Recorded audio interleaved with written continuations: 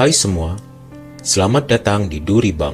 Semoga kita semua senantiasa berada dalam keadaan sehat walafiat. Review film kali ini adalah salah satu film terbaik Indonesia yang berjudul Marlina, si pembunuh dalam 4 babak. Film ini mengisahkan tentang kehidupan seorang Marlina setelah ditinggal mati oleh suaminya. Kisah Marlina dibagi menjadi 4 babak, yaitu perampokan, perjalanan, pengakuan, dan kelahiran. Bagaimana cerita selengkapnya? Let's get into the storyline. Babak 1. Perampokan. Marlina adalah seorang janda yang hidup sendiri di sebuah rumah kecil yang berada di perbukitan Savana Luas, Sumba, Nusa Tenggara Timur. Letak rumahnya begitu terpencil dan jauh dari mana-mana. Suaminya yang sudah meninggal diawetkan terlebih dahulu sebelum dikebumikan. Jasad itu diberi pakaian dan didudukkan di salah satu ruang di rumahnya. Suatu hari, seorang lelaki bernama Markus dan gerombolannya menyatroni rumah Marlina. Markus datang ke sana berniat untuk mengambil semua harta yang dimiliki Marlina. Bahkan Markus juga mengatakan, ia dan teman-temannya juga akan meniduri Marlina jika sempat. Markus juga menyuruh Marlina menyiapkan makanan. Marlina yang tidak berdaya terpaksa menuruti semua permintaan Markus. Ia juga tidak bisa berbuat apa-apa saat seluruh ternak miliknya diangkut ke atas truk. Namun di tengah ketidakberdayaannya, ternyata Marlina sudah menyiapkan rencana khusus. Dia menaruh racun pada sup ayam yang dihidangkannya. Tak ayal, anak buah Markus pun tewas bergelimpangan setelah memakan sup ayam yang dihidangkan oleh Marlina. Sementara Markus tidak ikut makan, karena ia sudah terlelap di dalam kamar Marlina. Dan saat Marlina menawarinya makan, Markus menolak. Dia justru memaksa Marlina memenuhi nafsu seksualnya.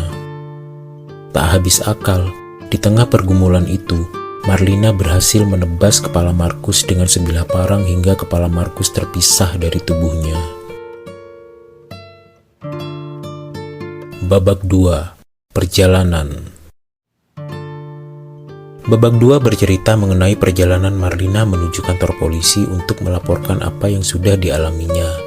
Marlina juga membawa sebilah parang serta menenteng kepala Markus. Saat ia tengah menunggu truk tumpangan, seorang wanita berlari ke arahnya. Dia adalah Novi, teman Marlina yang sedang hamil 10 bulan. Novi mau menemui suaminya. Mereka tinggal terpisah karena suaminya menuduh Novi sudah berselingkuh. Beberapa saat kemudian sebuah truk datang mendekat. Bak pada truk ini sudah dimodifikasi sedemikian rupa sehingga terlihat mirip angkot. Melihat apa yang dibawa Marlina, sang sopir mencegahnya naik. Marlina mengancam sopir dengan parang yang ia bawa.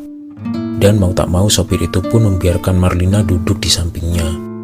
Tapi penumpang lain merasa sosok Marlina yang membawa kepala Markus adalah sesuatu yang menyeramkan, sehingga mereka memilih untuk turun. Praktis kini hanya ada Novi di bak penumpang. Di bawah ancaman parang, sopir itu pun mengemudikan truknya.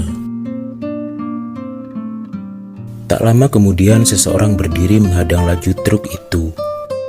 Dia adalah seorang ibu yang membawa 2 kuda untuk mas kawin salah satu sanak keluarganya. Kemudian ibu itu menyuruh Marlina pindah ke belakang, karena dia yakin sopir itu tidak mungkin kabur. Sebuah truk lain datang dari arah berlawanan. Marlina sembunyi saat dia tahu bahwa 2 orang yang ada di dalam truk itu adalah Franz dan Nico. Mereka adalah anak buah Markus yang lolos dari sup ayam beracun buatan Marlina. Mereka berdua disuruh langsung mengangkut ternak Marlina ketika yang lain masih ada di dalam rumah itu. Mendapati kondisi Markus dan teman-temannya yang sudah tak bernyawa, Franz dan Nico pun mengejar Marlina. Mereka bermaksud meminta agar kepala Markus dikembalikan. Perjalanan Marlina ke kantor polisi pun menemui hambatan. Selain dikejar-kejar anak buah Markus, dia juga dibayang-bayangi sosok Markus. Truk berhenti sejenak. Marlina dan Novi buang hajat di sebuah area yang berjarak beberapa meter dari posisi truk itu. Sebelum kembali ke truk, mereka berbincang sebentar. Marlina menceritakan apa yang sudah dialaminya kepada Novi. Kemudian mereka sembunyi karena anak buah Markus mendatangi truk itu untuk mencari Marlina. Marlina selamat dari kejaran mereka setelah Novi memberi arahan palsu. Marlina melanjutkan perjalanannya ke kantor polisi dengan menunggang kuda. Babak 3. Pengakuan.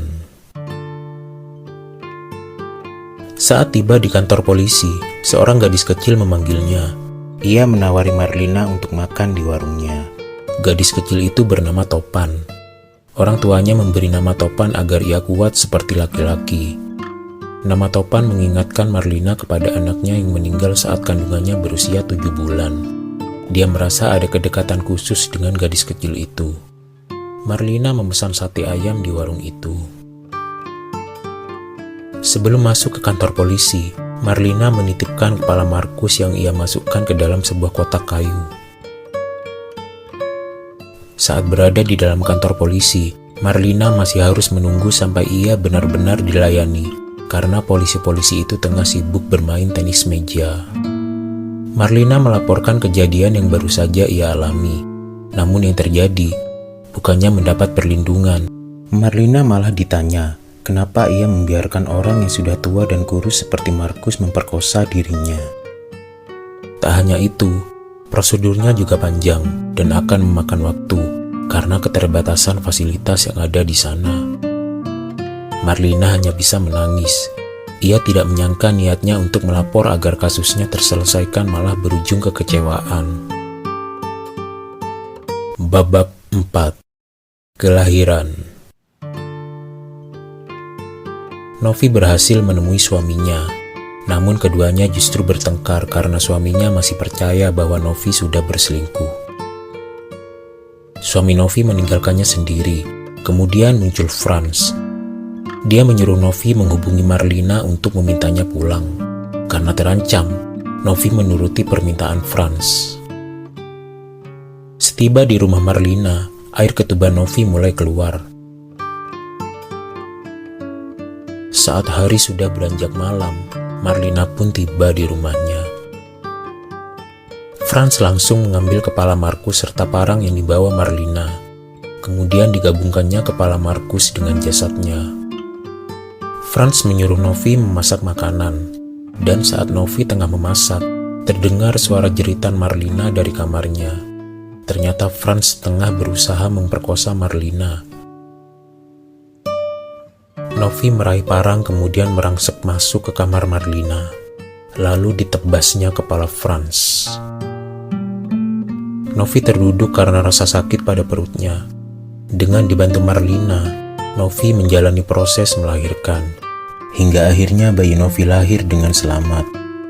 Kelahiran ini juga menjadi simbol munculnya awal baru bagi Marlina. Keesokan paginya, suami Novi datang menjemput Novi dan bayinya. Dan film pun selesai.